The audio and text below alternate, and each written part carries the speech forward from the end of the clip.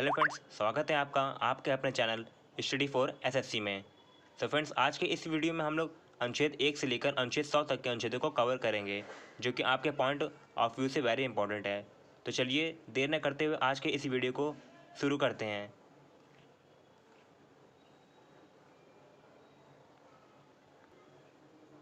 दोस्तों, भाग 1 के तहत भारत के 28 राज्यों और 8 केंद्र शासित प्रदेशों को शामिल किया गया है। इस भाग से संबंधित कुल 4 अनुच्छेद हैं, जिसे हम लोग पॉइंट टू पॉइंट पढ़ने का प्रयास करेंगे। दोस्तों, पहला अनुच्छेद है अनुच्छेद 1, संघ का नाम और राज्य क्षेत्र। दोस्तों, इस अनुच्छेद 1 में भारत अर्थात इंडिया राज्यों का संघ है, इसके विषय में बताया गया है। वहीं दोस्तों, अगला है अनुच्छेद 2, नए राज्यों का प्रवेश या स्थापना। दोस्तों, संसद कानून बनाकर नए राज्यों का प्रवेश अथवा स्थापना कर सकती है, इसके विषय में इस अनुच्छेद में बताया गया है। उदाहरण के रूप में आप सिक्किम ले सकते हैं। वहीं दोस्तों, अगला अनुच्छेद है अनुच्छेद 3, नए राज्यों का गठन और मौजूदा राज्यों के क्षेत्रों, सीमाओं या नामों में परिवर्तन। अर्थात दोस्तों, संसद कानून बनाकर नए राज्यों का गठन कर सकती है। अगला है अनुच्छेद 4, पहली और चौथी अनुसूचियों के संशोधन और पूरक आकस्मिक और परिणामी मामलों के लिए अनुच्छेद 2 और 3 के तहत बनाए गए कानून। अर्थात अनुच्छेद 2, अनुच्छेद 3 और अनुसूची 1 और अनुसूची 4 के तहत जो संशोधन होता है वह साधारण बहुमत के आधार पर होता है। इस अनुसूची में यह बताया गया। वहीं दोस्तों, अगला है भाग 2। दोस्तों, भाग 2 के तहत नागरिकता को रखा गया है। इसमें कुल 7 अनुच्छेद हैं। चलिए हम लोग अनुच्छेद 5 पढ़ते हैं। अनुच्छेद 5, संविधान के प्रारंभ में नागरिकता। अनुच्छेद 6, कुछ व्यक्तियों के नागरिकता के अधिकार जो पाकिस्तान से भारत आए। दोस्तों, पाकिस्तान से भारत आए लोगों के संबंध में इस अनुच्छेद में बताया गया है।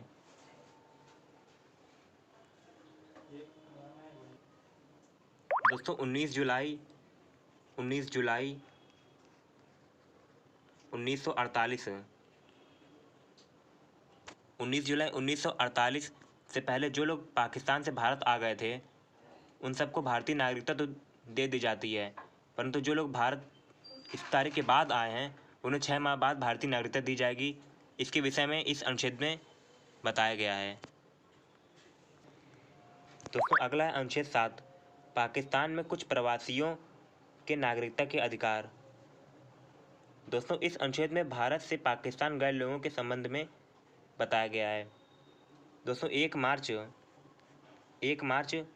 सन 1947 से पहले जो लोग भारत से पाकिस्तान गए और पुनः वापस आ गए हैं तो वह सब भारतीय नागरिक तो होंगे, लेकिन जो लोग इस तारीख के बाद पाकिस्तान से भारत आए हैं अब उन्हें 6 माह रहने के बाद ही भारतीय नागरिकता दी जाएगी। इस प्रावधान के विषय में इस अनुच्छेद में बताया गया है। दोस्तों, अगला है अनुच्छेद 8, भारत के बाहर रहने वाले भारतीय मूल के कुछ व्यक्तियों के नागरिकता के अधिकार। दोस्तों, भारत के बाहर जन्मा बच्चा तभी भारतीय नागरिक होगा जब उसके माता पिता भारतीय होंगे। वहीं दोस्तों, अगला है अनुच्छेद 9, व्यक्तियों का स्वेच्छा से किसी विदेशी राज्य की नागरिकता प्राप्त करना उनका नागरिक नहीं होना। इस विषय में आपको अनुच्छेद 9 में बताया गया है। अर्थात यदि कोई भारतीय व्यक्ति दूसरे देश की नागरिकता को स्वीकार करता है तो उसकी नागरिकता स्वतः ही भारत से समाप्त हो जाती है। अगला है अनुच्छेद 10, नागरिकता के अधिकारों की निरंतरता। दोस्तों, इस विषय में इस अनुच्छेद में यह है कि जब कोई नागरिकता से संबंधित बने कानूनों का उल्लंघन करता है तो उसकी नागरिकता समाप्त या बर्खास्त कर दी जाती है। वही दोस्तों, अगला है अनुच्छेद 11, संसद कानून द्वारा नागरिकता के अधिकार को विनियमित करने के लिए। मतलब नागरिकता से संबंधित कानून सिर्फ संसद से ही बनाएगी। अगला है दोस्तों भाग 3। भाग 3 के अंतर्गत मौलिक अधिकार को रखा गया है। दोस्तों इसमें अनुच्छेद 12 से लेकर अनुच्छेद 35 तक के अनुच्छेद हैं।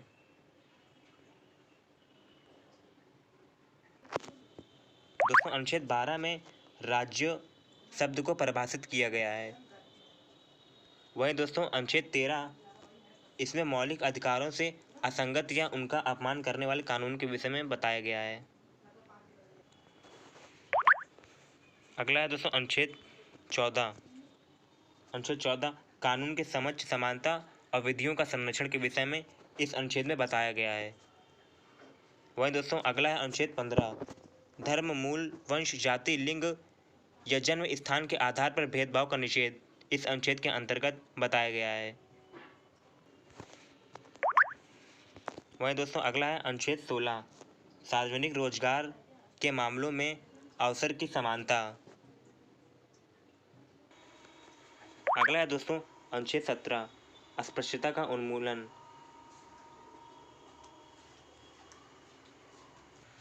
अर्थात देश के अंदर के छुआछूत को लेकर किसी भी नागरिक के साथ भेदभाव न हो, इसके संबंध में इस अनुच्छेद में बताया गया है।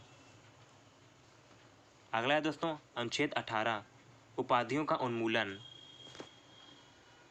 अर्थात भारत का कोई भी नागरिक किसी दूसरे देश की उपाधि को धारण नहीं कर सकता। वहीं दोस्तों अगला है अनुच्छेद 19। स्वतंत्रता का अधिकार, वाक स्वतंत्रता आदि के संबंध में कुछ अधिकारों का संरक्षण इस अनुच्छेद के विषय में बताया गया है। दोस्तों अगला है अनुच्छेद 20। अपराधों के लिए दोष सिद्धि के संबंध में संरक्षण। अर्थात दोस्तों इस अनुच्छेद में अपराध संबंधी विषयों के बारे में बताया गया है। अगला है दोस्तों अनुच्छेद 21। जीवन और व्यक्तिगत स्वतंत्रता की सुरक्षा। दोस्तों इस अनुच्छेद के अंतर्गत जीने की स्वतंत्रता और व्यक्तिगत स्वतंत्रता के विषय में बताया गया है। वह दोस्तों अगला है अनुच्छेद 21A। दोस्तों अनुच्छेद 21A के अंतर्गत शिक्षा का अधिकार के विषय में बताया गया है, वो भी निःशुल्क शिक्षा के विषय में। दोस्तों अगला है अनुच्छेद 22।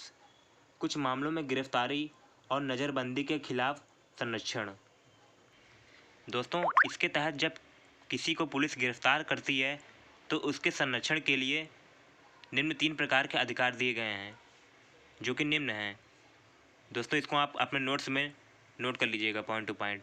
पहला है गिरफ्तारी का कारण पूछने का अधिकार। दोस्तों यदि पुलिस किसी को गिरफ्तार करती है तो उसका यह हक बनता है कि पहले वह गिरफ्तारी का कारण पूछ ले। और दोस्तों दूसरा पॉइंट है 24 घंटे के अंदर पास के मजिस्ट्रेट के सम्मुख उपस्थित होने का अधिकार। वही दोस्तों तीसरा पॉइंट है अपने मनपसंद वकील करने और उससे परामर्श करने का अधिकार। दोस्तों अगला है अनुच्छेद 23। अनुच्छेद 23 में मनुष्य के यातायात और बलात् श्रम के निषेध के विषय में बताया गया है। दोस्तों यहाँ मनुष्य के यातायात का अर्थ यह निकलता है कि मनुष्यों की तस्करी, और बलात् श्रम का निष्कर्ष यह निकलता है कि बंधुआ मजदूरी आदि। वहीं दोस्तों अगला है अनुच्छेद 24। कारखानों आदि में बच्चों के नियोजन पर रोक। दोस्तों इस अनुच्छेद के तहत 14 वर्ष से कम उम्र के बच्चों से कारखाना, उद्योग, दुकान आदि स्थानों पर काम नहीं करवाया जाएगा। इसके विषय में इस अनुच्छेद में बताया गया है। दोस्तों अगला है अनुच्छेद 25। अंतःकरण की और धर्म के स्वतंत्र पेशे, आचरण और प्रचार की स्वतंत्रता।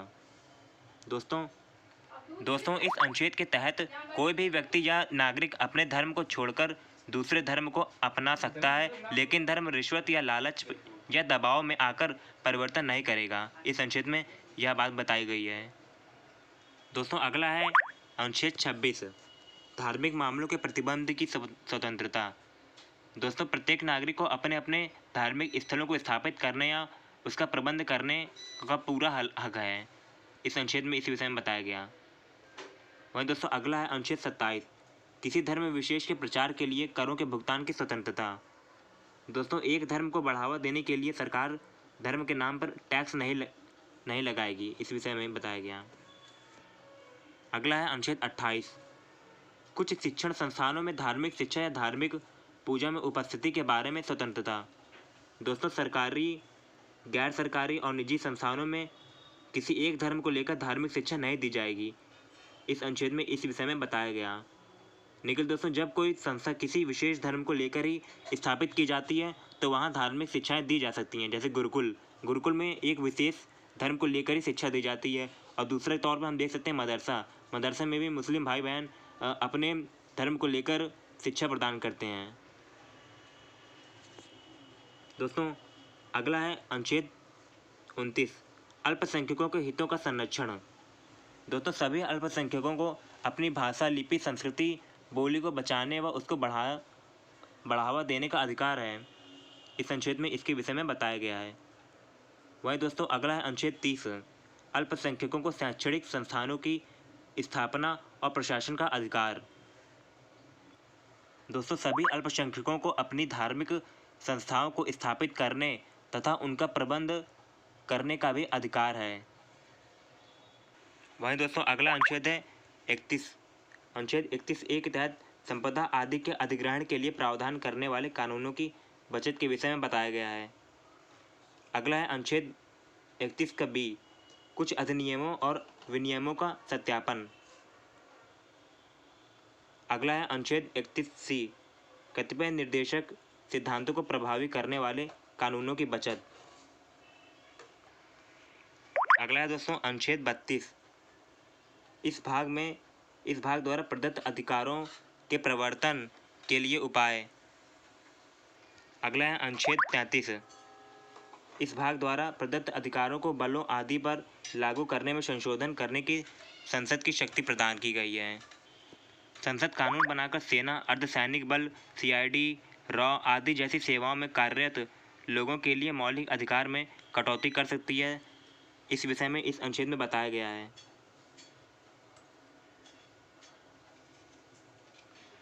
अगला है अनुच्छेद 34।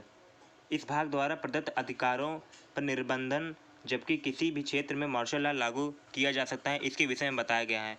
अर्थात जब देश के अंदर कभी भी सैन्य कानून लागू होता है तो उस समय लोगों के जो मौलिक अधिकार का हनन होता है तो उसे सैन्य कानून हटने के बाद संसद कानून बनाकर पुनः उसकी क्षतिपूर्ति कर देता है। दोस्तों, मैं आपको बता दूं कि आज तक भारत में एक बार भी सैन्य कानून नहीं लगा है। वहीं दोस्तों, अगला है अनुच्छेद 35। अनुच्छेद 35 में यह बताया गया है कि मौलिक अधिकारों से संबंधित कानून सिर्फ संसद बनाएगी, राज्य विधानमंडल नहीं। दोस्तों, अगला है भाग 4। भाग 4 के अंतर्गत राज्य के नीति निर्देशक सिद्धांत के विषय में बताया गया है। दोस्तों, राज्य के नीति निर्देशक तत्व का उल्लेख भारतीय संविधान के अनुच्छेद 36 से 51 में है। अनुच्छेद 36 से 51 में है। दोस्तों, जो राज्य के नीति निर्देशक तत्व हैं यह आयरलैंड के संविधान से लिया गया है। दोस्तों, अनुच्छेद 36 में भी यह बताया गया है कि राज्य शब्द को परिभाषित किया गया है। दोस्तों, अनुच्छेद 36 में राज्य शब्द को परिभाषित तो किया गया है, लेकिन अनुच्छेद 36 में राज्य शब्द का वही अर्थ होगा जो अनुच्छेद 12 में है। अगला है अनुच्छेद 37। इस भाग में निहित सिद्धांतों का अनुप्रयोग है। जैसे राज्य के नीति निर्देशक तत्व वाद योग्य नहीं है। और दूसरा पॉइंट, सरकार या राज्य जब भी किसी योजना या नीतियों का निर्माण करेगा तो DPSP यानी राज्य के नीति निर्देशक तत्वों को ध्यान में रखकर ही करेगा। दोस्तों, अगला है अनुच्छेद 38। लोगों के कल्याण को बढ़ावा देने के लिए एक सामाजिक व्यवस्था को सुरक्षित करने के लिए राज्य। दोस्तों, इस अनुच्छेद में 3 प्रकार के न्याय का उल्लेख है। पहला है सामाजिक, दूसरा है आर्थिक और तीसरा है राजनीतिक। दोस्तों, अगला है अनुच्छेद 39। अनुच्छेद 39 में यह बताया गया कि राज्य द्वारा पालन किए जाने वाले नीति के कुछ सिद्धांतों के विषय में।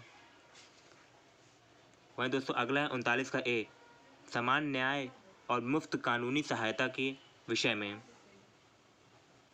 अगला है दोस्तों अनुच्छेद 40, ग्राम पंचायतों की संगठन के विषय में। दोस्तों, यह अनुच्छेद गांधी जी के विचार धारा से संबंधित है। वहीं दोस्तों अगला है अनुच्छेद 41, कुछ मामलों में काम, शिक्षा और सार्वजनिक सहायता का अधिकार।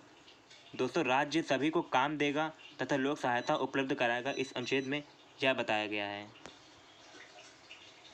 अगला है अनुच्छेद 42, काम की न्याय संगत और मानवीय स्थितियों और मातृत्व राहत का प्रावधान। दोस्तों राज्य न्याय संगत तथा मानवोचित दशा में काम देगा, साथ ही साथ प्रसूति सहायता उपलब्ध कराएगा। अगला है अनुच्छेद 43, कामगारों के लिए निर्वाह मजदूरी आदि। वहीं दोस्तों अगला है अनुच्छेद 43 का ए यानी का, उद्योगों के प्रबंधन में श्रमिकों की भागीदारी। दोस्तों इसके विषय में राज्य उद्योगों में कर्मचारियों की सहभागिता को सुनिश्चित करेगा। इसे 42वां संविधान संशोधन 1976 के तहत जोड़ा गया था। अगला है अनुच्छेद 43 का बी, सहकारी समितियों का संवर्धन। दोस्तों इस अनुच्छेद के अंतर्गत राज्य सहकारी समिति की स्थापना करेगा तथा उनको बढ़ावा भी देगा। अगला है अनुच्छेद 44, नागरिकों के लिए समान नागरिक संहिता। वह दोस्तों अगला है अनुच्छेद 45, बच्चों के लिए निःशुल्क और अनिवार्य शिक्षा का प्रावधान। अगला है अनुच्छेद 46, अनुसूचित जाति और अनुसूचित जनजातियों और अन्य कमजोर वर्गों के शैक्षिक और आर्थिक हितों को बढ़ावा देने के विषय में। अगला है दोस्तों अनुच्छेद 47, पोषाहार के स्तर और जीवन स्तर को ऊपर उठाने और सार्वजनिक स्वास्थ्य में सुधार करने के लिए राज्य का कर्तव्य। अगला है दोस्तों अनुच्छेद 48, कृषि और पशुपालन का संगठन। अगला है अनुच्छेद 48 का पर्यावरण का संरक्षण और सुधार तथा वनों और वन्य जीवों की सुरक्षा के विषय में। अगला है दोस्तों अनुच्छेद 49, राष्ट्रीय महत्व के स्मारकों और स्थानों और वस्तुओं का संरक्षण। अगला है अनुच्छेद 50, न्यायपालिका को कार्यपालिका से अलग करना। अगला है दोस्तों अनुच्छेद 51, अनुच्छेद 51 के अंतर्गत अंतर्राष्ट्रीय शांति और सुरक्षा को बढ़ावा दिया गया।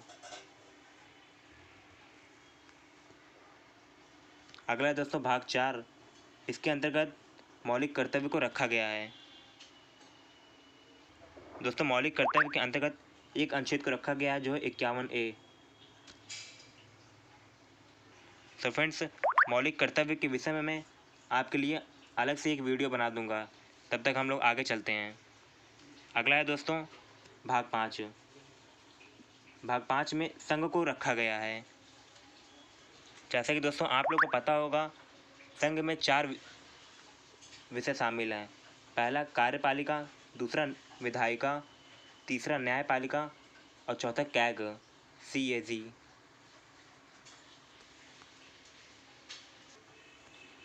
अगला है दोस्तों अनुच्छेद 52।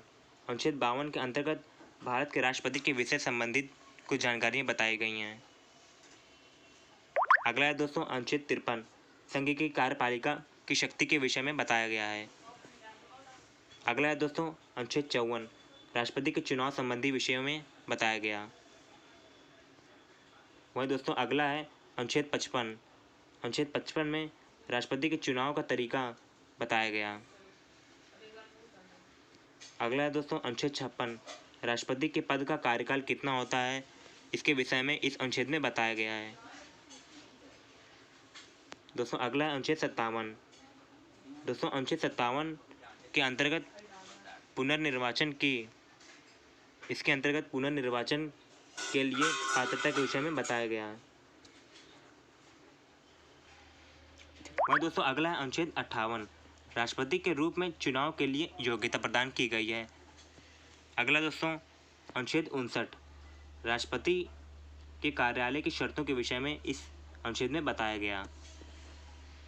वहीं दोस्तों अगला है अनुच्छेद 60, राष्ट्रपति द्वारा शपथ या प्रतिज्ञान के विषय में इस अनुच्छेद में बताया गया है। अगला है दोस्तों अनुच्छेद 61। अनुच्छेद 61 में राष्ट्रपति पर महाभियोग चलाने की प्रक्रिया के विषय में बताया गया है। वही दोस्तों अगला है अनुच्छेद 62। दोस्तों अनुच्छेद 62 में अध्यक्ष पद की रिक्तियों को भरने के लिए निर्वाचन कराने का समय तथा आकस्मिक रिक्ति को भरने के लिए निर्वाचित व्यक्ति का कार्यकाल है। अगला है दोस्तों अनुच्छेद 63, भारत के उपराष्ट्रपति के विषय में बताया गया। अगला है दोस्तों अनुच्छेद 64, उपराष्ट्रपति का राज्यों की परिषद का पदेन अध्यक्ष होना। अगला है दोस्तों अनुच्छेद 65, उपराष्ट्रपति को राष्ट्रपति के रूप में कार्य करना या कार्यपालिका में आकस्मिक रिक्तियों के दौरान या राष्ट्रपति की अनुपस्थिति के दौरान अपने कार्यों का निर्वहन करना। नेक्स्ट है दोस्तों अनुच्छेद 66। अनुच्छेद 66 में दोस्तों उपराष्ट्रपति के चुनाव संबंधी विषय में बताया गया। अगला है दोस्तों अनुच्छेद 67, उपराष्ट्रपति के पद की अवधि के संबंध के विषय में बताया गया। वहीं दोस्तों अगला है अनुच्छेद 68, उपाध्यक्ष पद की रिक्तियों को भरने के लिए निर्वाचन कराने का समय तथा आकस्मिक रिक्ति को भरने के लिए निर्वाचित व्यक्ति का कार्यकाल। अगला है दोस्तों अनुच्छेद 69, उपराष्ट्रपति द्वारा शपथ या प्रतिज्ञान। अगला है दोस्तों अनुच्छेद 70, अन्य आकस्मिकताओं में राष्ट्रपति के कार्यों का निर्वहन।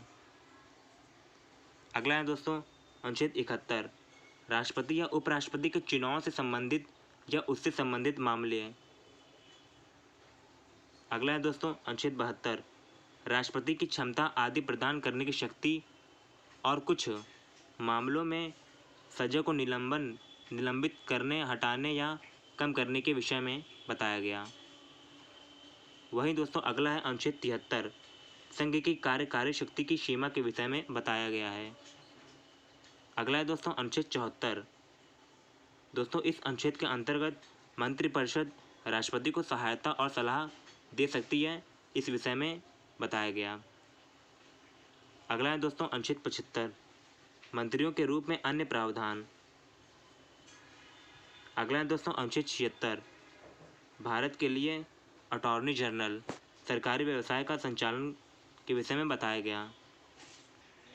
दोस्तों अनुच्छेद 76 में यह बताया गया है कि राष्ट्रपति महान्यायवादी की नियुक्ति करते हैं, साथ ही इनको शपथ भी दिलाते हैं। दोस्तों यहाँ अटॉर्नी जनरल से मतलब महान्यायवादी से है। अगला है दोस्तों अनुच्छेद 77, भारत सरकार के व्यवसाय का संचालन संबंधी विषय। दोस्तों अगला है अनुच्छेद 78, राष्ट्रपति को जानकारी देने आदि के संबंध में प्रधानमंत्री के कर्तव्य के विषय में बताया गया है। अगला है दोस्तों अनुच्छेद 79, संसद का संविधान संबंधी नियम। अगला है दोस्तों अनुच्छेद 80, राज्यों की परिषद की संरचना के विषय में बताया गया है। अगला है दोस्तों अनुच्छेद 81, लोकसभा की संरचना के विषय में बताया गया। अगला है दोस्तों अनुच्छेद 82। दोस्तों इस अनुच्छेद के अंतर्गत प्रत्येक जनगणना के बाद पुनः समायोजन होगा, इस विषय के में बताया गया। अगला है दोस्तों अनुच्छेद 83। दोस्तों संसद के सदनों की अवधि के विषय में बताया गया है।